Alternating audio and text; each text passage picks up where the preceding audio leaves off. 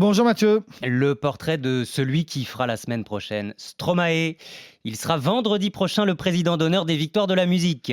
Oui, Stromae qu'on va donc revoir sur une scène, ce qui n'était pas arrivé depuis des années, parce que son histoire, c'est celle d'un surdoué qui a eu un sacré passage à vide. Son vrai nom, c'est Paul Van Aver, né dans la banlieue de Bruxelles en 1985. Sa mère était belge, son père rwandais, un père qui a abandonné ses enfants pour retourner vivre au Rwanda, puis qui a été assassiné comme pratiquement toute sa famille pendant le génocide des Tutsis en 1994. Le jeune Paul ne l'a pas su tout de suite. Pour le préserver, sa mère ne lui a appris la nouvelle que quelques années plus tard. Le garçon vit donc à Bruxelles avec sa sœur et avec ses 4 frères.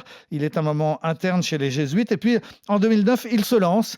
Il prend un pseudonyme, ce sera Stromae, c'est le verlan de maestro. Lui d'ailleurs prononce Stromae sans accent sur le E, mais finalement Stromae s'impose. Il compose dans sa chambre, chez sa mère, un premier morceau. La chanson est diffusée dans les boîtes de nuit en Belgique, puis en radio, puis elle devient numéro 1 dans 50 pays. C'est un tube mondial, c'est Alors on danse. Alors on danse.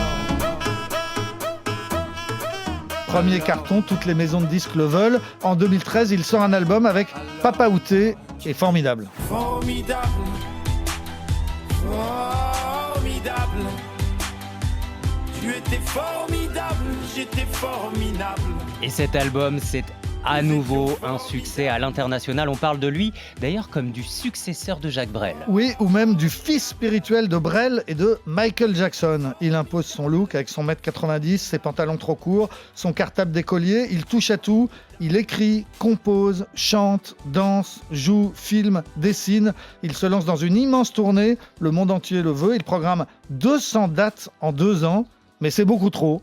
Il doit ensuite annuler d'abord des concerts en Afrique, puis il annule un show à Minneapolis aux États-Unis alors que le public était déjà dans la salle. Son entourage parle de ses ennuis de santé. C'était vrai, mais on apprendra plus tard qu'il était surtout au bout du rouleau. 2015-2022, Stromae est resté dans l'ombre pendant presque 7 ans. Il s'est beaucoup reposé, il a produit des disques pour les autres, il a dessiné des vêtements et créé sa griffe. Et puis donc le revoilà avec un album qui sort le 4 mars et avec un titre, L'Enfer, qu'il a chanté sur le plateau du 20h de TF1, une chanson qui dit « J'ai parfois des pensées suicidaires, j'en suis peu fier ».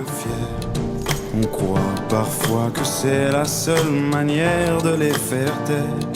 Ces pensées qui me font vivre un enfer. Ces pensées qui me font vivre un enfer.